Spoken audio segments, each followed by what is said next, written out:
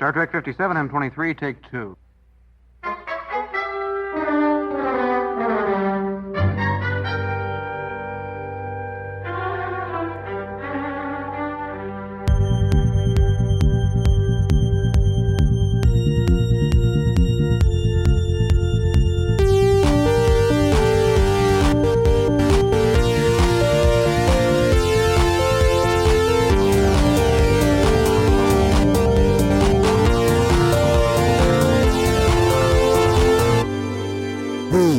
Star Trek Podcast.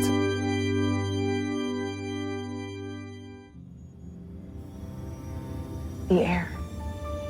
The air. They've created an artificial atmosphere based on the exact ratio of gases we need to breathe. 78% nitrogen, 21% oxygen, 0.93% argon, 0.04% carbon dioxide. They will recognize that as us. DMA plus us equals terror. I will code and send it.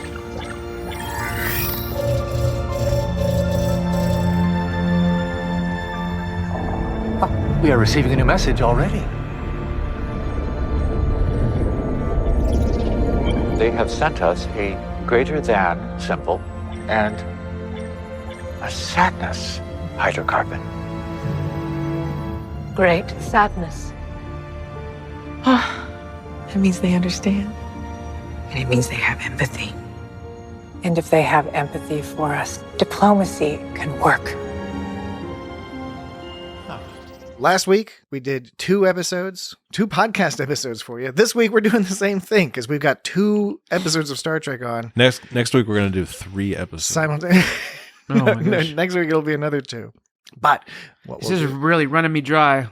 Yes, it is. It's running us all ragged, producing so much podcast content. But what are you going to do? This is the obligation we have to the podcast feed. But we got a little bit crazy last week. We got a little hectic. Did we get crazy last week? week? We got a little tense because we're trying to squeeze so much information in. We're doing like slightly shorter. When he says we, episodes. he means myself, Dan. No, I mean me as well. Oh, really? Oh, it was stressful business. We can calmly proceed to discuss. I think I was so relaxed I fell asleep during one of these podcasts.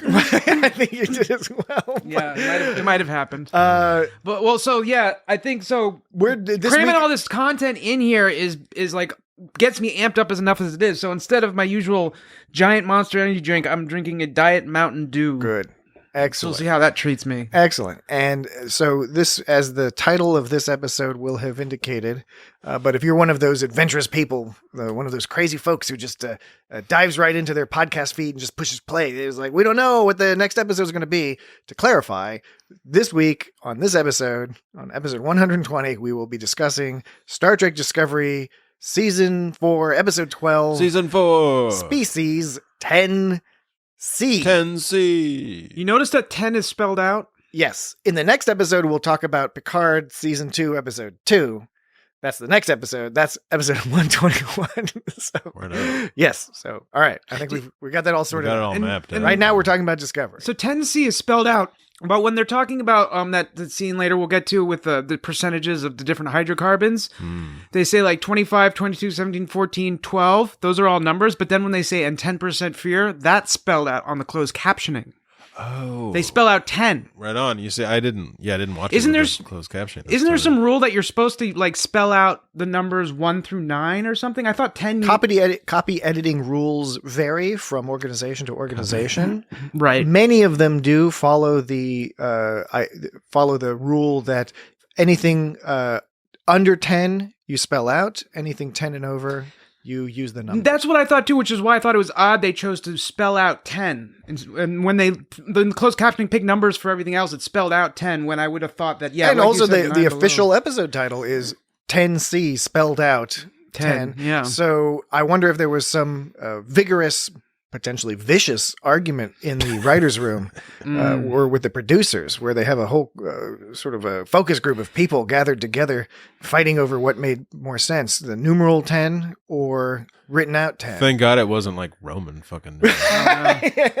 Well, fuck that shit. The other option is they actually all were on a unified front and they're trying to sort of do some subconscious Brainwashing or some sort? Brainwashing. To what end? Conspiracy. To what end, Dan? That's always the question. But when you ask about conspiracies, I guess it is always the question. when you ask about conspiracies, the what end is always money somehow. I'll mark it down on the record. I did not ask about conspiracies, but proceed. You said to what? No, but what I'm saying is you said to what end, and what I'm I trying know to you're say using is the I you was and the suggesting general you. You're talking about the general you. No, not you you, have like a you specifically said conspiratorial Patrick specifically said to what end. That's what Patrick to said. what end? Yes, I said that somewhat rhetorically. Well, anyways, but the point I'm making, you asked me, so I'm explaining. Okay. I was giving a list of I was like doing some conspiracy shit where he was like, oh no, they're working to take over our brains, right? Yeah. And then you said, to what end would they do that? And I was like, well, in a lot of conspiracies, there is no to what end other than money and power, but they don't always explain how they get from A to B. But money Like, and power still counts as an end. yeah, but flat earthing, like, how does that lead to money and power? Somehow how it did we does. get to flat earthing? That's a conspiracy, and I'm saying, why does it I exist? think maybe you sell books. If I don't think flat earthing is a conspiracy. I think it's just dumb. But yes, it's dumb. But if you ask someone why it is a conspiracy, because they believe we've been being lied to, basically, that there's a giant network of lying pilots that all got together and decided to lie to us about the Earth. I like the idea of the lying pilot. The lying pilot. Some sort of sinister club. But We're part of the lying pilots. anyways, just that the question that comes to mind, obviously, Not only is the Earth flat, it's a square. the flat Earth. The question is, to what end would they lie to us about the Earth being round? And I guess money and power is the answer. But how do you jump from A to B? You have made You have made an astute point, a very astute point, which is common practice for you. I'm not implying that that's Yeah, it is something common practice. unusual to celebrate. I like you. You know me well enough to be defensive about your compliments. Because I might take them and be like, whoa, you mean I'm not like this in other ways? What do you mean by that? You mean I'm not spitting out a series of cogent comments Yeah, okay. at all times during the day? All right. Fair enough. All right. Well, we veered off track a little bit there, but it was somehow tangentially related to Star Trek. Odd way to spell the title, but no worries. It's just kind of interesting. I don't know. It's kind of interesting. Kind of interesting. Okay. So this hypersphere, is it like it's like a Dyson sphere but hyper? Yes. It's like a Dyson sphere with programmable matter or something. It is. It's pretty tight. Yeah. I don't know what that makes it hyper other than it looks all crazy. I'm similar to last week. My opinion of this episode was similar to last week in that I really enjoyed the episode overall. I enjoyed the sci-fi elements of it, especially learning all that cool new stuff about how the 10 C's language works and all that. Yeah, that was fun. But I find this, like the other plot with the Book and Tarka and stuff, just getting increasingly more, I don't know, just ridiculous or something. I'm just not sure what to make of it. I don't buy it somehow. And every episode at some point, maybe I'm making this up, but it feels like every episode Book is saying something to Tarka to the effect of like, so this will work, right? You're sure this is going to stop the DMA, right? What we're doing is going to work, right? It's like Book is getting dumber. Like he keeps that's a good way to put it, Jesse. I was trying to put my finger on it. I was like, what's aggravating me a little bit about this plot? And we're no stranger with Star Trek having sort of ridiculous plot machinations in order to make some point, and that's fine. I normally wouldn't mind so much, but this has aggravated me somewhat as the season has gone along, where I'm just like, I'm not clear why Book would take this position. Even Tarka, his motivation is we just don't know enough about it, and even when we learn more about it, it somehow doesn't square. Some people mentioned on the old internet, they made the comparison to Soren from Star Trek Generations, where he wants to get back to the Nexus, and he's sort of narcissistic and addicted to the Nexus, so he doesn't mind. Except he's addicted to Oros. Or what? Yeah, he's addicted. In this case, Tarka is, but Soren in Generations doesn't mind killing a planet full of people to get his way. Tarka is risking significantly more than that for a less clear goal, because at least Soren had gone in the Nexus. He knew what it was like. And it was like basically like being on heroin all the time with no bad effects or something. I don't know, just being essentially, awesome. Yeah, this getting to another universe thing seems pretty theoretical. But this whole, because he loves Oros, like, is that the only, plus this land is supposed to be a cool land, but it doesn't, it's not real clear on what's drawing him so much. It's not grabbing me so much. And again, it's not something terrible or anything. I still quite enjoy the episode. I just find myself, it's getting harder and harder for me to buy into the storyline there, especially with the whole hiding the ship on the other ship from Zora. Okay, I mean, to me, it's a little bit of a silly stretch. I really find it harder to take it seriously that Jett Reno was kidnapped, and nobody figured out that she wasn't there, and it was all Zora didn't know. And I know it's the programming and the hacking and stuff, but it's like multiple levels of that, solving all the problems in order to force this storyline. Maybe it's a joke on the fact that like she's not in every episode. Yeah, and, like, right. See, that would be a good she's joke. always kind of popping in and out. Like, yeah, everyone's just like, I haven't seen her all day. Come to think of it, and it seems kind of it's weird. Like, where have you been? How Book wanted to deal with the DMA. Maybe I just missed this, but all along I was under the impression that he wanted to destroy. Okay, so he wanted to destroy the DMA. Yeah. Seems like he had a violent intent. Well, yeah, and so suddenly he wants to shut down the DMA, but then he finds out that Tarka was going to destroy the 10C, and Book is not okay with that. Yeah. And I guess that makes sense, his intention. But I mean, what he doesn't want to do to them, right? What But what did he think was going to happen by just shutting down the DMA? He wouldn't have known that it could potentially cause the destruction of the whole alien race. It's essentially a genocide. Yeah, but what I mean is that that's the fact he discovered this episode. No, but what I mean though is like all this time he's wanted to shut down the DMA. How would he think that it would have been a permanent solution? Especially, I agree with you. Especially since it already happened once, where they shut it down and then it came back. Yeah, and so the 10C can obviously just keep building more DMAs. They think they're going to take their power source, and that'll prevent them from doing it. So it seems weird that he's suddenly super surprised that Tarka doesn't care about killing. Like all those, they should have given up like several episodes ago. And the fucking music. And analyzing your analysis, watching the Watchers. Their plan is to take the power source, and then that means no more DMA. Except, why couldn't they just make a new power source? Yeah, right. It's no more DMA. And it was weird that they had the power source just open for the plucking. Basically, you have this species that has their weird. They're super protective. They have this weird abyss slurpee monster that sucks you in. From that movie, The Abyss, which was the effects they used in Terminator 2. James Cameron. Those effects. Directed that. There was all that kind of goopy thing. Goopy water thing. So it brings these creatures inside and puts them in this orb as supposed to be the protection, right? So they're protecting these people, their captors. They're protecting them from destroying their shit, I guess. But all it takes is a nice, good phaser plasma blast to blow a hole in this orb, right, to get out. Right. And they decide to and that's like, okay, fine. Well, they couldn't protect against that for some reason, but whatever. But then they have this power source that's just sitting right out there in the open. Like, if they're bringing people in, wouldn't they want to be super protective of like, put it over like 20 layers of that orb? But apparently it was just they could just grab it. How was it just floating around somewhere and they could just transport it in? Like, it wasn't under any kind of protection, which I found. And by the way, if you take it while it's on, the whole place might blow up. Like, I don't think they would have overlooked such a possibility. We will have to see how this is resolved. It could be that the next episode, the season finale, will tie up some loose ends that will retroactively make a couple things at least more palatable or make a little bit more sense. I don't know.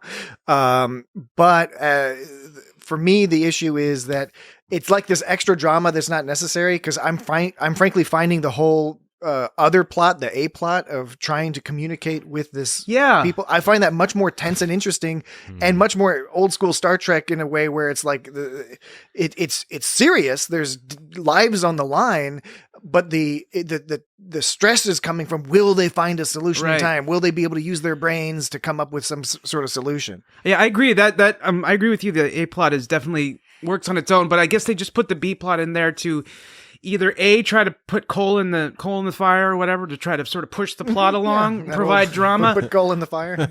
shovel coal right into that fire like a locomotive. Right. That's in this analogy, the plot is the locomotive. You're wasting time right now. Or the plot is the train. I mean, like the train cars. Or this the is locomotive is the writers collectively. Or this is all so you shovel coal into. Or this is all a setup to write Book out of the show.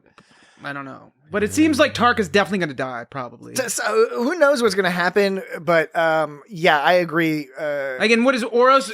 I imagine something like he'll see Oros and Oros will talk him down, and then Tarka will feel really guilty, and then Oros will talk him down, and then he'll feel really bad, and then they'll let him die or something. That's not how I think series. How can Oros just disappear like that from the rest? Because that's a loose end right there for sure.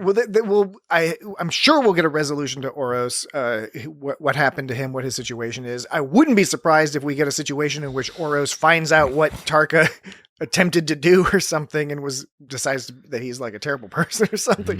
It's probably not the way they're going to go. Of course, they could go a number of different ways. I remember reading some posts on Reddit. Someone suggested that maybe Oros is like the one who created the DMA and all that stuff. And it didn't seem likely, but it would be interesting if this was some kind of commentary on sort of like technology and how it works today, because like Oros is the only person controlling this giant automated system that's the hypersphere. Be like, and it's pretty cool and all, but there's certain things that you can't do right because you can't look at all the specifics, so you have to do it all procedurally, which is not going to be as exacting. I mean, that would be some kind like of Minecraft. Like Minecraft. I was thinking more like Google, or something like that. Or Minecraft. Like Google, like YouTube DMA. Google or Minecraft. DMA, wait, DMCA, what is it called? Takedown? DCMA? DMCA? DMA takedowns. DMA? It was a DMA takedown. MDMA. Yeah. Okay. The book thing also, this episode, we learn a couple things about Book that are interesting. Like he refers to his mentor, who is also named Cleveland Booker, and reveals that the whole Cleveland Booker thing is equivalent to the Dread Pirate Roberts. Exactly, Dread Pirate Roberts. In The Princess Bride, where it's a title that's passed down every few years or so. That was cool to learn. And then he talks about the original Cleveland Booker was actually from Cleveland.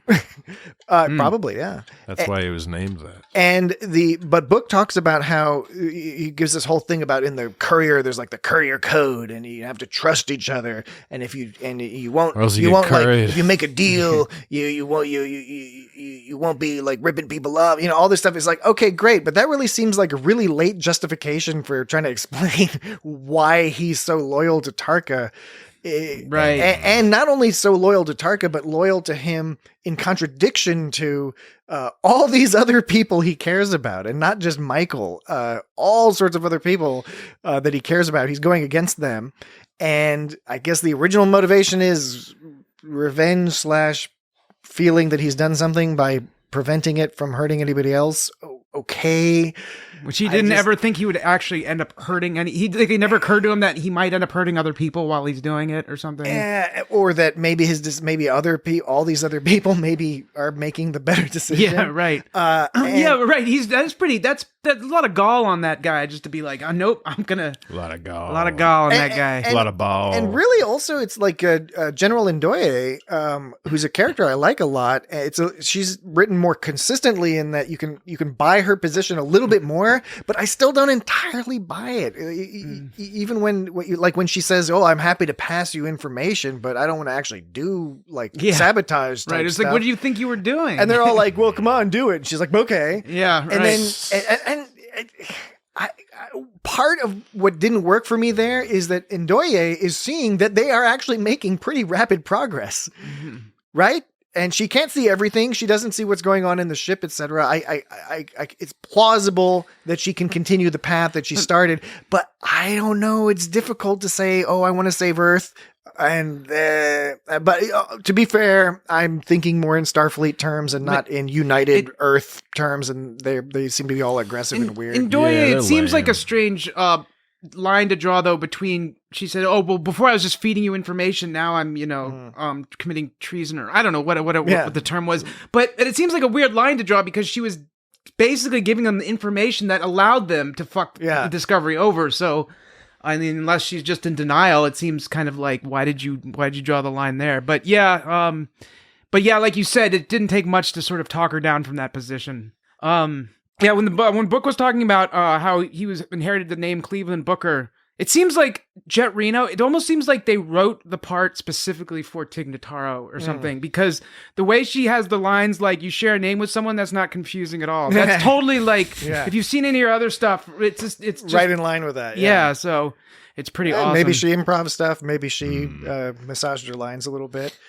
She's what saves this. Her addition to this plot line is what saves the plot line. So she remind me. She took a generic line and made it worked for her when Tarka was saying, you were my other great friend or whatever, and she's like, you have a funny way of showing it. If anyone else had said that line, it would have sounded kind of generic to me, like one of those throwaway lines, like, give me one good reason I shouldn't, or like you said, like, I'm listening, one of We're not so different. Those stock lines they have, but it works with her because because she has this kind of like, is it sardonic? Laconic. Sardonic. Laconic. I think it's sardonic. I think it's laconic. I think I'm thinking sardonic. Look it up. You can look it up too. How about this? I'll look up sardonic and you look up laconic. And Jesse, who's going to win? What do we win?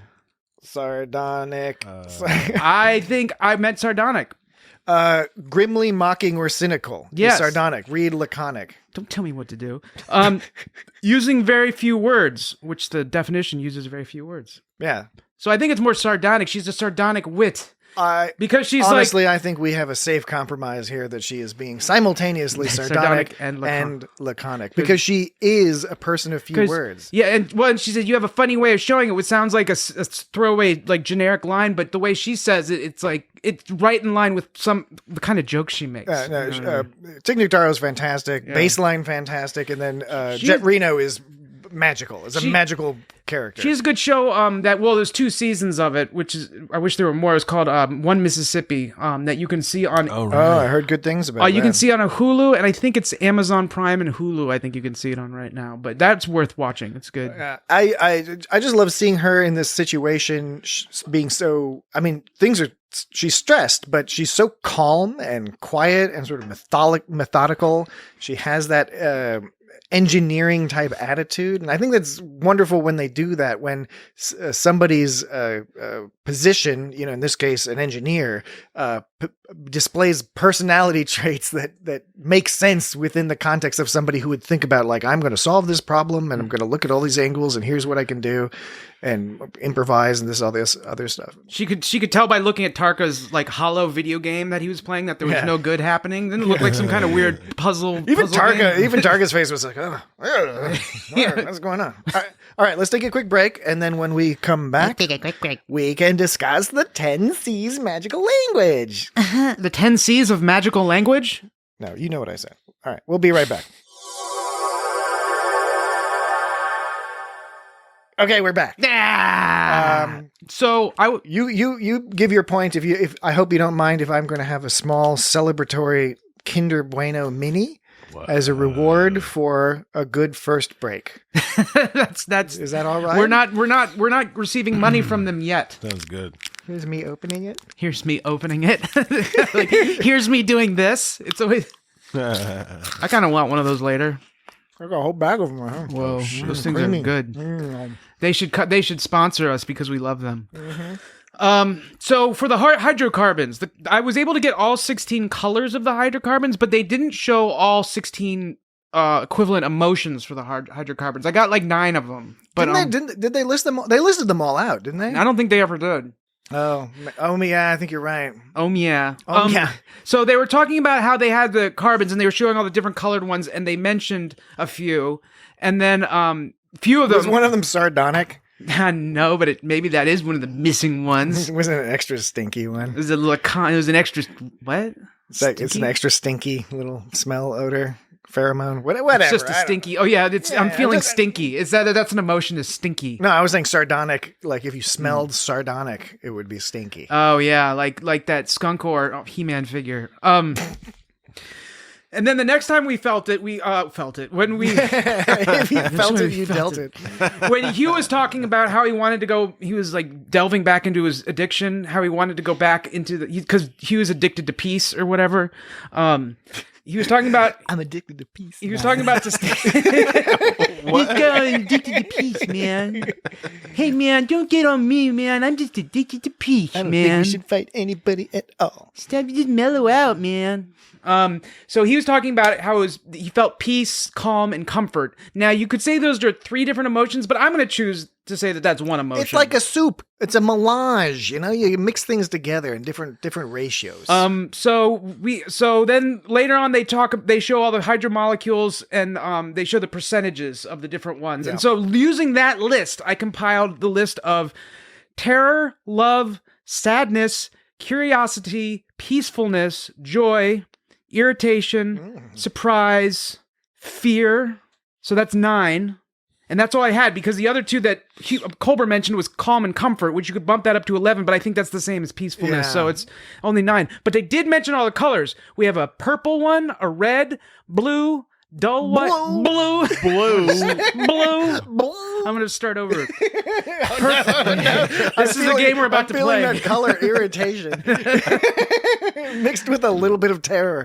Terror. Oh, man. What? No, go ahead and start your... I'm afraid that you're not going to let me get through it. That's why I'm scared. Totally let you get through it unless it's trying funnier to not. Okay, I was wondering where the terror That's was. the algorithm. It's when you said that I was feeling terror, that made me feel terror because I didn't know what I was scared of. So there's purple, red, blue, dull white, an off-white, maybe an eggshell. You've separated out the dull white, and the off-white. There was a dull white because there were 3 kinds of white. Ah, So I'm thinking the off-white was maybe an eggshell. maybe. So it's purple, red, blue, dull white. Purple.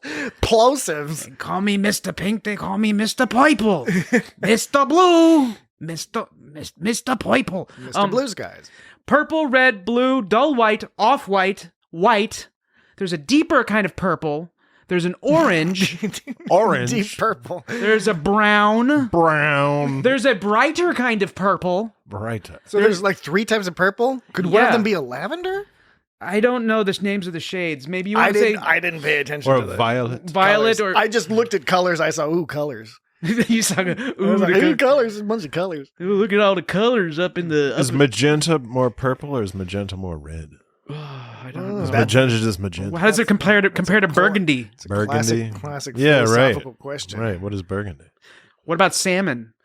Okay, so we have purple, red, Bordeaux. purple, red, blue, dull, purple, red, blue, dull white, off-white, white, a deeper purple, an orange, a brown, a brighter purple, A brighter purple. a black that you could, I would say, is almost onyx, maybe. Onyx. They had a black one? They had a blackish one. Oh, that's interesting.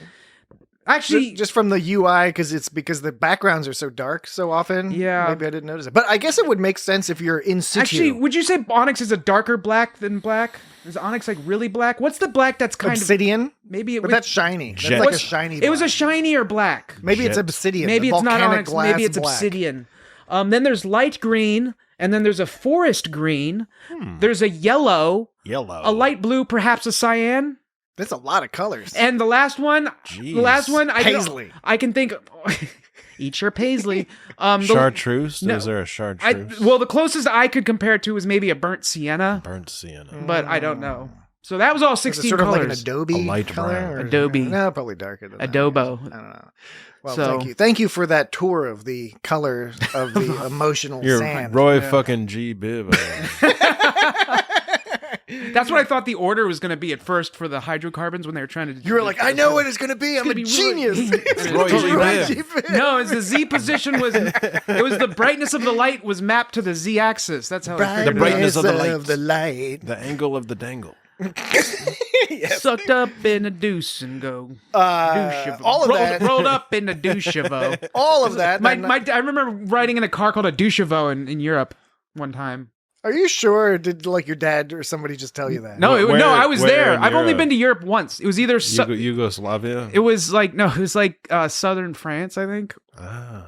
But Aix-en-Provence. I've been to Monaco. Marseille. because I remember it's not a Peugeot, but it's a douchavo. Okay, I believe you. If you're listening in Rochambeau. France, please write us in at feedback@startrek.com and let us know about the old douchavo if they're still Is around. Dan lying? Yo, I got only one addiction, and that's peace. Yeah. All right.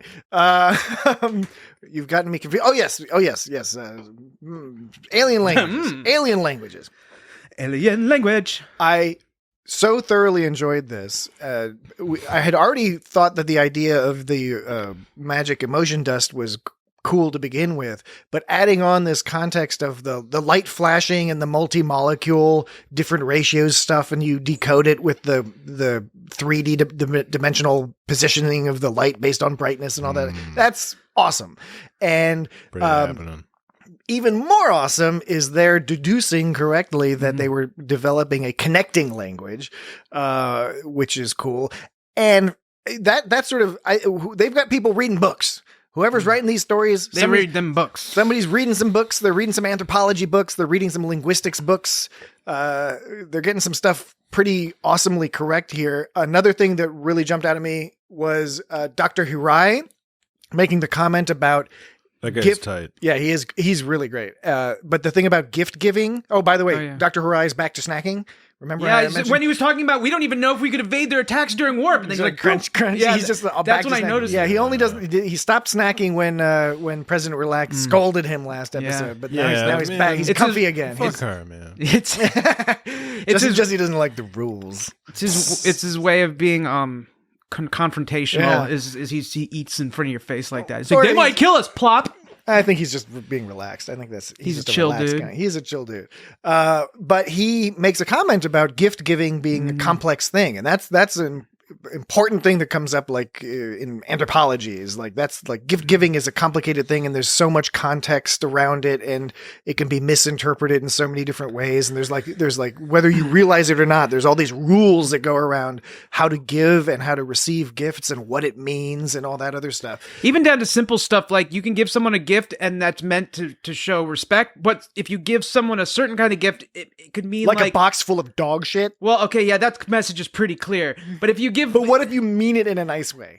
you can give people a gift. What if you're like, last time I was at your house, I noticed you didn't have any dog shit lying around your house. You can give somebody a gift and it can be taken as a sign of respect, or it can be taken as a sign of disrespect, as if like, what, I need your charity or Yeah. something like that. Yeah, So, but I mean, absolutely. that's just simple stuff. I mean, I can only imagine how complicated it gets. Like if you give someone a pile of shit versus a bag of shit, that probably means something different. Yeah, pile versus bag. Yeah. Yeah, or individually wrapped. Individually, like a box full of individually wrapped turds. Well, they're high quality. They just don't care about the environment. What do they wrap him in? Well, they could wrap them in a biodegradable. I think they wrap them in D, from what I hear. Oh no! Come on, we were already talking about piles of dog shit. You're gonna descend down to this level.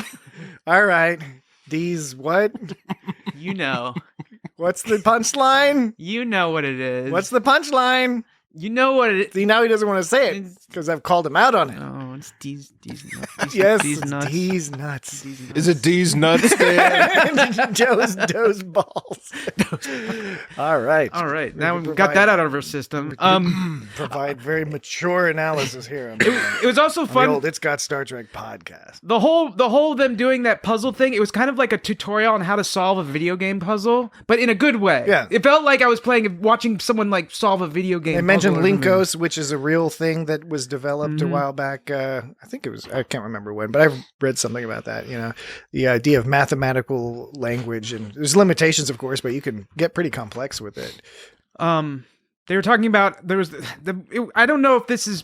I thought it was a little bit of a stretch when they had the greater than symbol and then the Sadness? the sadness. Because it could mean Greater than sadness. yeah, like we couldn't care less or something. Yeah, that's what I was wondering. Because right, I so- kind of interpret it that way too. It's like Yeah. we couldn't give a fuck, man. I mean, I was thinking like they basically sent back the equivalent of a sad face emoji, and Yes. you don't know if they're saying like We don't know if they have faces. we don't know if they're saying, oh, we're sad that's happening, or if they're just like, that sucks, you're getting hurt, you know, tough shit, real sad stuff, too bad, you go fuck yourself, you know. Like it's like, oh, that sucks, it's sad and everything, but that doesn't matter, you know. We There's don't bigger know. things out there. Like how many of us respond to the terrors in the world. It's like, yeah, this fucking sucks, but I need that oil. Yeah. This is America. Sad face emoji. They're going through emojis. Yeah, speaking of the terror, So it was the DMA plus 78 Tar. 78% nitrogen, 21% oxygen, 0.93 argon, 0.04 carbon dioxide equals the air, which is there, and then it's and another, I thought, really clever solution to the problem they were facing. That's what made this so gripping, was that they were presented with very complex problems, and the solutions that the writers of the episode came up with are really good, right? They fit, and I know it's like you're writing the episode, you can make up whatever you want, but it's still really difficult to get those things to link together and to be viable, even though you're suspending some amount of disbelief, just for it still to be something that you can be like that. Okay, sure, I'm on board with that. And in good old fashioned Star Trek style, like they're telling a cool story, and you're also learning a little bit along the way. You're learning about how language works a little bit, about how culture works a little bit. We learned that 178 is the atomic number for isolinium. Damn right, but isn't isolinium a made up thing though? Isn't that a Star Trek thing? Yeah, there's actually and 178 is pretty I think there's only 100. There's only like 118 known atomic number things. Well, they made up some too. Yeah, and those upper numbers are pushing it. But but there's 118 total. They make new ones. They make new ones all the time. Well, that's what I'm saying. 900 smashing together those atoms. It was a nice little subtle reference to the idea of 900 years they'll discover a bunch of new kind of fuckers out there. They get all sorts of things. They didn't make any kind of animal. And they didn't throw it in your face or anything. They just kind of. I like when they put little bits on the side like that. You don't even need a particle accelerator. Just I can tell by your face. I can tell by your shove it in the warp core. face. Get any kind of atom you want. Oh God, it's so you got annoying. your isolinium. What's my isolinium? You got your flippity flamiums. 178. I don't think neutrons. I think this is. All right, sorry. I just fell in love with myself a little bit there. Yeah. I could tell by how you were cleaning your glasses and had this look on your face like he's somewhere else. Well, as you stated earlier, we know each other quite well. I like when they advantages and disadvantages to when that. they don't throw the joke in. Not that 178 is a joke, but saying they don't throw the reference in your face. Being like, I didn't know there was 178 atomic numbers, and so I went to look it up and I found there's 118. So a little. What percentage of the audience do you think first watch through paused right at that moment and said, I'm gonna fucking look this shit up? I mean, I don't know, and that's what makes it so good, because a lot of people might not get the reference, Or and some people that's be what like, makes it better. That's way too many. I already When know you- that. when you there's a lot of people probably when you- wonder, that's way too many. Yeah, when you trust your audience enough that they don't have to get the reference, and when you don't force them to get the reference every time, which is they do that with jokes and shows, and they do that all sorts of places, and usually often Hollywood. I mean, They do that in Hollywood. Discovery sometimes doesn't give the audience enough credit, but I thght that this episode, Toronto. I thought this episode gave the audience a little bit more credit than usual. It can be hit or miss with Discovery, but they've done a good job, I think, of treating the audience as a mature audience, except They're not immature. except in the case of it's sort of split down the middle. Like my pants. And Like my pants. and I will reiterate. There's a crack in my butt. I will reiterate. See how it? See it? Do you see now? Do you see? I will reiterate that this is a common thing in Star Trek, where you'll have one storyline that's brilliant and genius and groundbreaking, and then you'll have another storyline that's just dumb as a box of rocks. So I can't be too mad at this whole Book Tarka business, because it's not that unusual to stuff we've seen before in Star Trek. It's just kind of like, because it lasts the whole season. It's Yeah, that's part of the issue. Is it just keeps going on, and God. yeah. So That's the problem. It's getting a little bit like it keeps dragging. But us along, that's where we're. It's not that we're treated as dumb. It's that we're treated as stupid, which I know is a very limited distinction there. But it's not even stupid. But it's like, just go along with it. Just go along with Book's motivation. Go along with Tarka's thing. Go along with the alien abyss people. Weirdly not defending this thing that apparently will destroy them. Even though we assume that they're very protective, and that's why they built this whole thing. So anyway, I guess we're reiterating upon reiterations at this stage. When Jett Reno turns that thing on with licorice, because she says it dissolves and conducts electricity. Is that why? Didn't I hear somewhere that is that why black licorice is gross? Well, it's definitely gross for sure. But Black licorice is delicious. And you don't like eggs, but you like black licorice. I'm not judging you. I'm just saying you have a different taste in Those food are two than different things. But I mean, it's kind of just seemed like you were judging him because you stopped the thought you were expressing turned your head towards Jesse, stared him down, and then asked him that question. He had an egg comment like ready to go. Like, you No, don't like I- eggs. No, You don't like eggs? I just think it's Do you interesting. like licorice? No, I just think it's interesting. I think black licorice isn't particularly popular, and you like it, and then something that is popular you don't like, and that makes you who you are, Jesse. That makes you the makes beautiful, Jesse punk beautiful rock. soul that you are. But people like Punk it. rock. People like what? Black licorice. Nobody. No, only like my mom and people from that place. Lots of people like black no, licorice. nobody likes black licorice. Lots of people. We used to sell tons of it at that German deli I worked Yeah, at. but you serve weird old people or something. It's not there was all actually, sorts of uh, people came through that store. I bet the only weird Whole old people, the variety of weird old people. ones. Are I wouldn't say that it was clear that Jett Reno likes it. She had to use it for her trick. Yeah. We Yeah, well, see her right, but she eating. liked it. We see her eating like the red licorice in another episode. Oh. When they're like, you shouldn't be eating here, and she's like, this isn't food, this is candy. So is that? I read somewhere. I thought I heard somewhere that if you eat too much black licorice, it's poisonous or something. Yeah, probably. Is that why it's poisonous? If this is true, is because it if conducts. you eat too much of anything, it's poison. I don't know, I but think it might- you can say that about anything. I'm just saying to a certain degree. I think it might be the liver. Maybe it fucks up your liver. If eating black licorice is poisonous, I wonder if it's for the same reason that it dissolves and conducts electricity. Is all I was trying to get at. Yes, I caught wind of that. I caught Broke wind wind. of it. I didn't hear it from a spy. I gathered that. I deduced that from where you were going, A and little I bird fully told support your theory. I bet those young people that bought that black licorice were giving it to their old weird parents. What, you mean the young people at the German deli I used to work at? Yeah. I thought you were talking about some young people on the Discovery. You like that No. mango? Some ensign is That'd all be like, weird. Mango And- licorice is good. ensign's like, oh, You this read is- that mango licorice? There's no such thing as mango licorice. Oh, there totally is, dude. I would eat that. Yeah, That you should sounds eat it. good. Mango's one of my favorite fruits. World market. Well, if you would eat it, you should eat it. Okay. I eat a lot of bananas too. Let's take a break. Let's get some Man, fuck bananas, bananas. eggs. God damn it, licorice. he's trying to start shit when we're going to break. What did he say? What did he say? Fuck He bananas? said fuck bananas. He just did that to That try was to get my shit. goat. Okay. I okay. like bananas. We'll take a quick break. We're gonna hash this out, and when we finish that up, we'll come back and wrap up the show. All right. Be right back. Okay, we're back. And we haven't resolved the banana thing. Jesse Completely. relented. He decided that bananas are fine. The bananas are super awesome. Hey, how did they find the hypersphere? I can't remember how they found out where it was in the first place because it seems like they just kind of appeared. math They or seems something. like they just kind of appeared. No, that there, was the didn't whole they? thing when they got information about the people who live near the edge of the galaxy. And Yeah, then and that's why they went to the edge of the they contacted galaxy. those people or something. Yeah, and then they did okay. scans, and then they're like, okay, there's this Okay, crazy thing out fair there enough. Yeah, that's fair. with the That's fair zaps and the boops and the scans enough. and the Scoobies and the boobies. and the crazy old skizzy scans. I will say the production value again, great. Music was really good, intense. There wasn't a lot. It was not like there was like a lot of space stuff going on, but all that business with the Abyss stuff. On the one hand, when I first saw that, I was like, oh, this is the Abyss.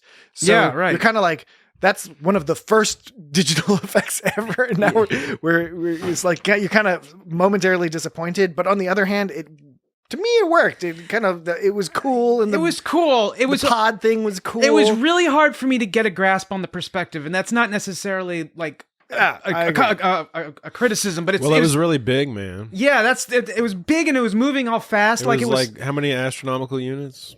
it was like 1 Several. point. It was 1.3 astronomical units. That's was a lot. Was the diameter? Well, that's That's the a diameter lot. of the whole Yeah. fucking That's sphere. big, man. And then the ship is 1.5. a decently sized ship, Discovery. I think the thing is when I mentioned this before, how there was an Enterprise episode when they went to an automated recharge Yes. station, and That's these a very good one. Yeah, it was good. The hooks were all moving the thing around. The thing that made it harder to picture the hooks is they were moving too quickly. Because usually things that big aren't gonna look like they're moving as quick Unless as they they're do. super radical robots. Yeah, so how fast do your hooks? More than move? meets the eye. So they were 200,000 kilometers away. That's Abyss shit. I mean, that granted, the dots were spray painting a motion goo on the surface.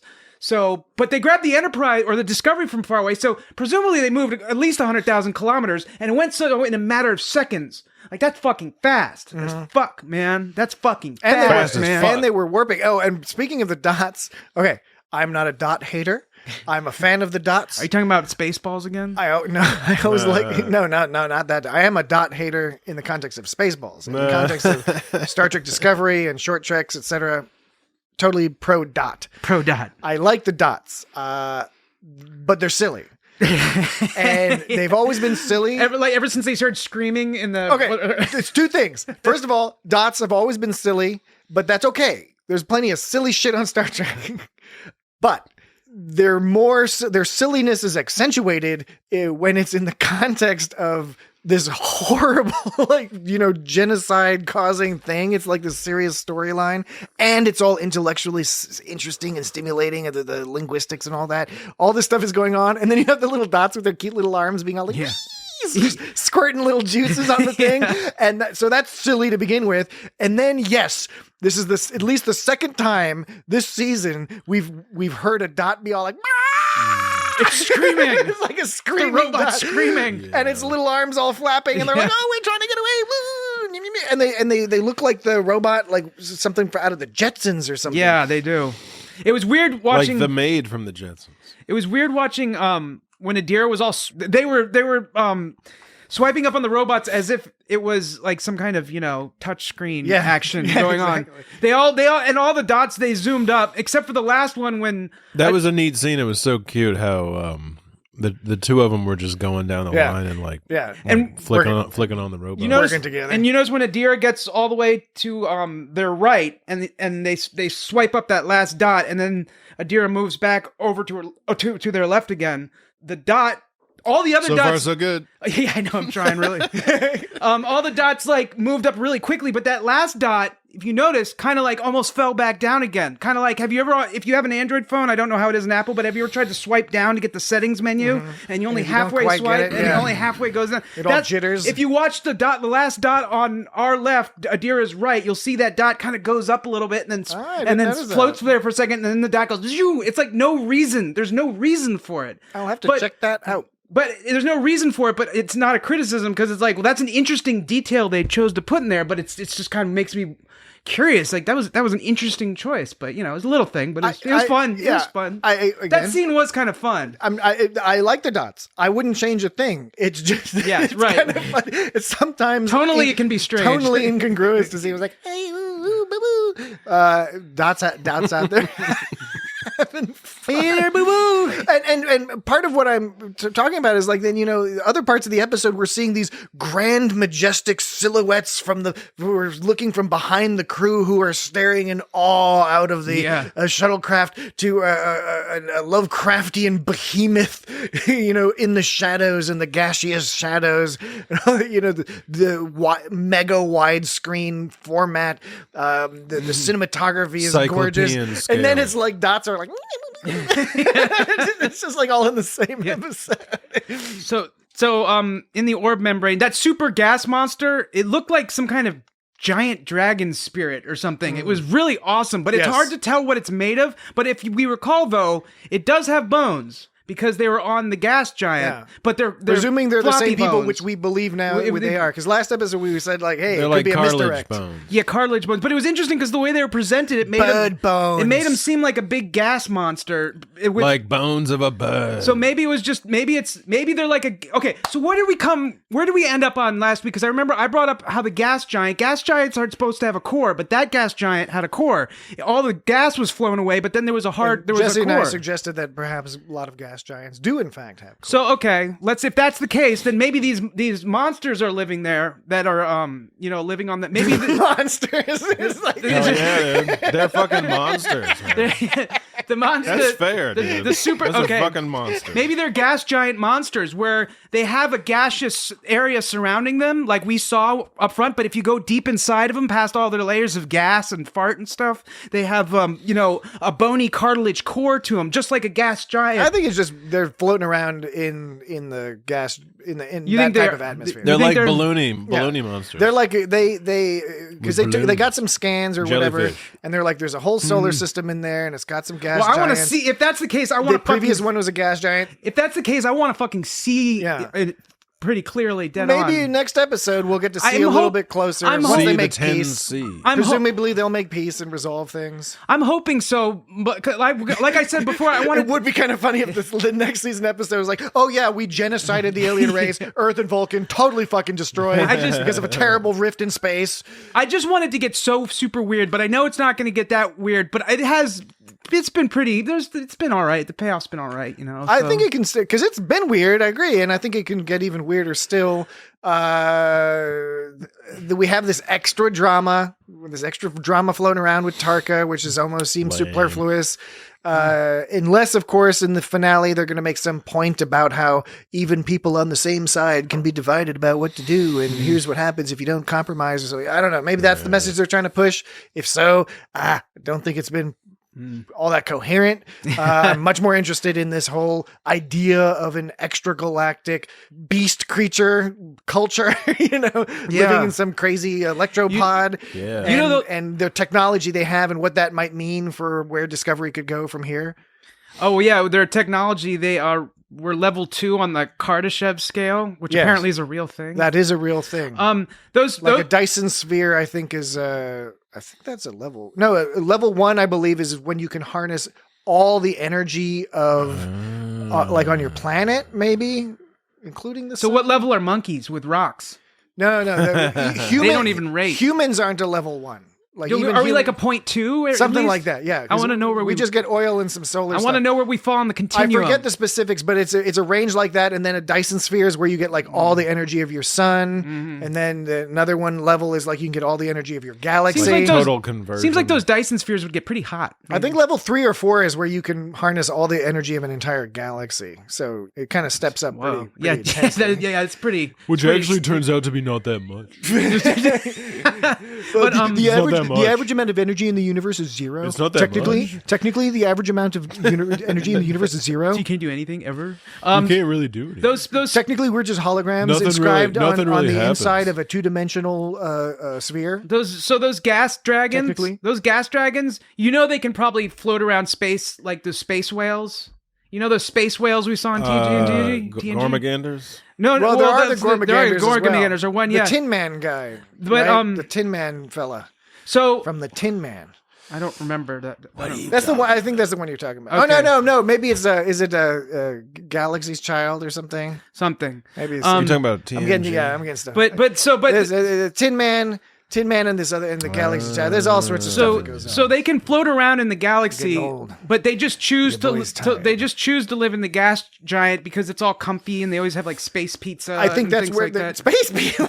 It's just, There's they no such thing as evolved. They space just evolved in a pizza. gas Well, giant. you They know. float around. They're big creatures and they're Yeah, and floating they eat around. that's all Where do comfy you get in the there. cheese? Well, it's the space. It's space. You don't know what space pizza's made out of, but they're there. It's not made out Good of. Lord, It's I not made don't. out of a buffalo mozzarella because then it's not a real It's Neapolitan. not a real pizza. Not a real I Neapolitan. didn't say pizza. Neapolitan pizza. Has to be a buffalo mozzarella. It's space Neapolitan Space pizza. Buffalo mozzarella. No, I'm saying because the gas giant's all It's like comfy. cheeseless It's pizza? like being on that gas giant is like being on the couch all snuggled up and like eating your space pizza. I get what you're saying, but you've now created a situation where you've got to define to us what the basic Space parameters pizza. of any pizza are, space or otherwise. It's an Is emotion. it something? No, it's an emotion. Like the hydrocarbon, it represents a certain configuration of hydrocarbon. Pizza's not an emotion. How yeah, would but you is say it, space? does it have like a crust and a How would you sauce, say it and in their cheese and toppings? It's expressed through like their Crust, hydrocarbon. sauce, cheese. Look, we don't know what life on other galaxies would be like. Is it like a margarita? We don't- Margarita pizza, we- not the drink. We have something called life, and we don't know what that life would be like in another galaxy, right? So how do we know what I think pizza? it's about the same. How do we know what pizza's like in another galaxy? Okay. Yeah, okay. I have no response to that. I can generate no response to These are that. the questions. The questions What if? for the ages. What if you've stumped me? You've stumped me on What is my old pizza? friend? My old friend. I've been stumped beyond belief. My old friend. My delicious old friend. All Okay. right. Delicious. Any other odds and ends? Anything else? Anything else to toss out there? Because this is Star Trek Discovery penultimate episode. The growling when they're growling at each other. Oh, yeah. That's pretty great. So you like that? What did you Then think, they were Dan? yelling at each other. Did you like that? So It scared my cats, and then it scared the cat on TV. Yeah, I thought it was I thought it was weird and uncomfortable, but then when they both laughed, it was kind of like, yeah, we know this is weird and uncomfortable, and then I laughed too. So that's kind of how I was because it was the side sort of profile shot of both of them yelling at each other. It looked so silly. It was silly, very silly. But weird and awkward. I laughed for some reason. I don't know what I make of that scene. I understand and appreciate the intention, and I think it was great. I'm not 100% convinced, at least in my subjective case, that it quite worked, but where it did work is Grudge running away. Oh yeah, to me that tied it up and made it work together. If Grudge hadn't run away, I would have just been left with like, I mean, this is making me feel weird. Yeah, I don't know if then also simultaneously feeling guilty for feeling weird because I'm like, do I lack a heart or something? No. See, because it was cheesy and out of place. Saru and Burnham. And if you hated it and you say fuck that scene, you can tell me, man. You can tell me, and I won't be. I am internally conflicted. And the whole time, like I said, every time I watch it, it's weird and uncomfortable. But then when they laugh after like the profile shot, it just gets so weird. And that they start laughing, something about it. Sort of like when your mom wants to rent a movie and then it turns out to be a movie with some sort of intense lovemaking scene. And then you're like watching that with your mother. And then what do they think about? Wait a second. What's the payoff at the end of that scene with you and your mother watching lovemaking scene? Because I'm saying that there was a payoff. I talked about nothing related to payoff. I'm saying it's an analogy. It's similar. I'm saying it might evoke a similar feeling. No, but you brought the analogy to what I was saying. Awkwardness. What I was saying is there was a slight payoff in this situation when they started laughing. Oh, okay. It made me chuckle a little bit, and I felt guilt. You're right. My analogy doesn't work because the only payoff would be that you get to enjoy a high quality film that was recently nominated for Oscars. Hence, why your mother wanted to rent the video and watch it together. Oh man, you're thinking of a movie in particular. I think I know what movie you're talking about. No, I'm not talking about. 9.5 weeks. Did you watch 9.5 weeks with your mom? No. Well, just like you feel guilty for not liking that scene, I feel guilty for laughing at the end of that scene because it is weird and uncomfortable. You know the other people on the ship heard that shit because it was loud as Man, fuck. did you hear that shit? Saru is... I mean, and they were probably just like in the cabin like next to the bridge anyway. Like, not in the cabin in the woods. What are you talking about? Which is also a good movie. Yeah, Saru is a creepy yeller, man. Yeah. I mean, he's a monster. I like the individual. He's a monster. Not like that space dragon's a monster. The individual components are fine. It's just I don't know.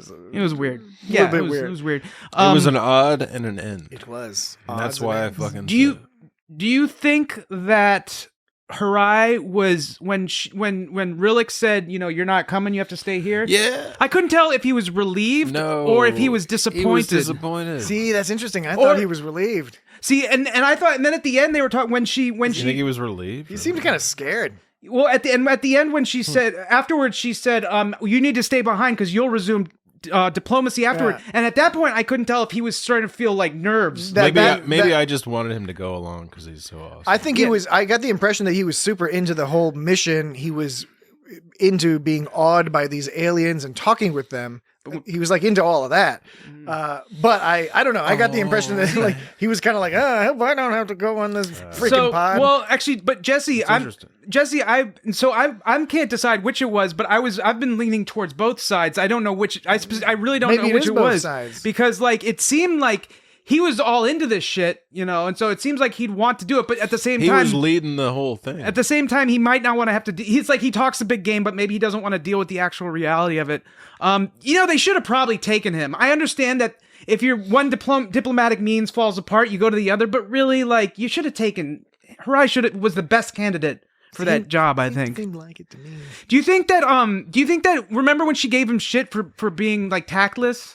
Yes. So, do you think she did that because she saw something in him? Like, because when you get mad at someone, it often means that you want them to do better because you think they're able to do better, so right? You're disappointed in them. You're disappointed, so you get pissed at them because you want them to do with the potential, and you care about what they have to offer. It's bad when nobody gets mad at you. Because like they're just like fuck this guy. We don't give a fuck what this person does. Matter. And there's nothing at stake with this person. I've written them off. So maybe she was getting on his case because she was like, you have the potential to lead the people or something. I mean, they introduced this character for more than just this episode. They could have done anything they've done so far without him, but they introduced him for a reason. It seems like that was stronger than And they hired what's an here. excellent actor. Yeah, so maybe he'll be and more of a regular. It would be great to. I hope we see more of him because Has that guy been on enjoy him. other stuff? I've He's seen been him somewhere. He's been It on seems tons like of. I've seen We him. talked about it on last week's episode. I read through some of his IMDb stuff. So he's in. That must have been when I was asleep. He's a he's a character actor who's been working for a long time. So yeah, you will find him. It's worth checking. I mean, he IMDb. seems very familiar. Yeah. All right. Anything else, or shall we? That's it, man. Wrap things up. Rapidy wrap it up. Did you notice that Culber said she's got to be on the ship somewhere? In reference to Jett Reno. Remember last episode, I was complaining how Burnham kept saying it's got to work, it must work, it has to happen, all that shit. Well, this is proof that it doesn't have to be anything just because you wish real hard on it, you know. I agree. So she was like, we have to find a solution, and then now Culber's like, she has to be on the ship, but It's hubris. she wasn't on the ship. She was somewhere else. I don't think it was meant to. I don't think they meant anything by it. I just think it was a weird that they keep relying on this one line of it has to be this way. Goes to show It's a breakdown in command. 23rd century, 31st century, people still are making declarative statements in the hopes that they'll magically become true. Oh man, It's just humanity, habit of humanity. who can we I blame suppose. for this? Ourselves. Oh no. Okay. It's just up to us. We control the future. Okay. So that was episode 120.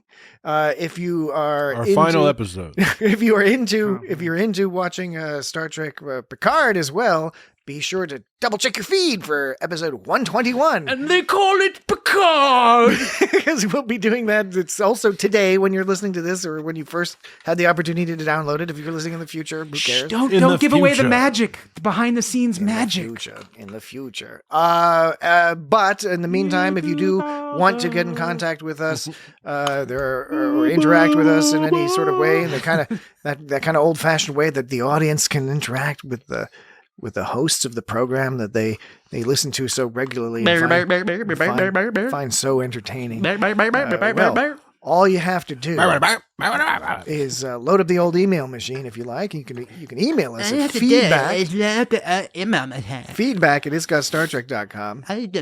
Of course, you can go to itsgotstartrek.com. You can print out the emails, which if is that a helps you website, read and them. you can organize by series, and if you just want to watch Series you just organized wanna- by series. Yeah, if you just Siri, or is it or Feces? What's her name? Feces. What are you talking Her about? name is Feezy. What's the Apple woman? Siri. Siri. Not series. Siri. Siri, organized by series. Is name a is Feces. planetoid in the asteroid belt. Yes. Anyway, website is good. That's where the belters live. There's stuff you can do with the yeah, website if you want to belters. check it out. Twitter at It's Got Star Trek, Instagram at It's Got Star Trek, Facebook. You're like search dancing. for It's Got Star He's Trek. doing a weird dance. YouTube. Type He's in a the dancer, old baby. It's Got Star Trek. You'll find us on YouTube. Yes. Be sure, mind you. B2. Be sure. This is one of those commands. Not so subconscious Imperative. commands. It's an imperative. Not so subtle commands. Rate and review at Apple Podcasts or Google Podcasts or Spotify or whatever business on Snarkle Barkle. podcast addict, whatever you listen to us Subscribe on. to us on Snarkle Barkle. Click the button and give us a little rating. Give us a little juicy rating. Chonkety choos. You boys deserve it. Rate us on soundgiblets.flirp. Sniggle snarbs. All right, you do whatever the hell you want. We're not going to care. What are you I worried do. about? What are you even worried about? All right, Just forget about it. Well, we got another podcast to do. Listen to the next one. We'll sign off on this one, and we'll about sign to back record on. But shortly if onto you the already other one. listened to the other one, don't listen to this one. Oh, it'll be all totally out of order. Yeah. Totally out of fucking order. Listen to that one first. No, don't listen to this one if you've already listened to the other one. That's right. This is way too late to be warning people. Yeah. Okay. Yeah. We will talk to you in the next episode. Bye-bye. Be a gentleman. Hand that to me like the lady that I am.